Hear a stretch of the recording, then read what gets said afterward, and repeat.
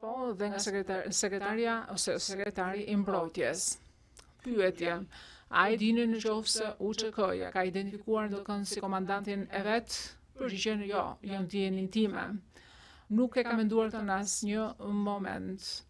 Edhe mënyra se si e kam parë unë ngjarjet është që Çeku ka qenë personi përgjegjës. Pyetje. Këto nënkuptime që keni bërë në të gjitha provat tuaj, gjithë dëshminë tuaj sa i takon autoritetit, komandës, ndikimet, të gjitha kanë çuar në përfundimin edhe në paragrafin 52 të deklaratës që ju nuk besoni që do ishte e drejtë që ti atribuoj sjellje të tjerëve Hashim Thaçit. Këtë keni thënë apo jo dëshmitar?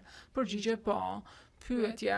Unë po i parashtroj qëndrimin tim që ju nuk dini mjaftueshëm lidhur me UÇK-n dhe lidhur me atë çfarë UÇK-ja ka bërë gjatë gjithë luftës për të ditur në qoftë se akuzat me të cilat përballet zoti Thaçi në këtë gjykat janë të qëndrueshme apo jo.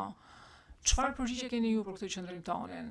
Përgjigje, kjo është një akuzë që është vetëm pjesërisht relevante për proceset e kësaj gjykate, sepse si komandant strategjik, jo, asnjëherë nuk kemi pasur mundësi që të bëjmë kërkime dhe që të na vërtetohet ky qëndrim.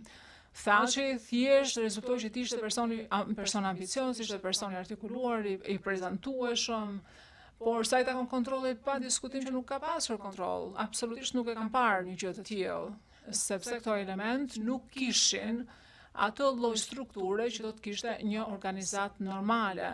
Bëj fjalë për persona, grupe individuale që thjesht po luftonin për mbijetesën e tyre. Nuk ekzistonte asnjë lloj letre ku shkruheshin gjërat. Për shembull, nëse do shikojmë shembull historik, edhe besoj që shembulli më i mirë është shembulli i revolucionit amerikan.